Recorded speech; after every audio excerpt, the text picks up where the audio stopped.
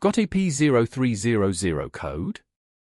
That means your engine is having random or multiple cylinder misfires, not just one cylinder. What it means? A misfire happens when fuel, air, or spark isn't burning properly.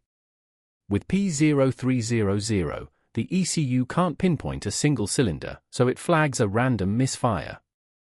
Possible causes. Common causes include worn or faulty spark plugs, bad ignition coils or coil packs, vacuum leaks from cracked hoses, dirty or failing fuel injectors, low fuel pressure, faulty MAF sensor, engine compression problems. How to fix it? Start simple. Inspect and replace spark plugs. Swap ignition coils to test for faults. Check for vacuum leaks. Clean the MAF sensor. Test fuel pressure and injectors. Finally, fix P0300 early. Ignoring it can damage your catalytic converter and reduce engine life. If this video was helpful, then do well to share, like and subscribe.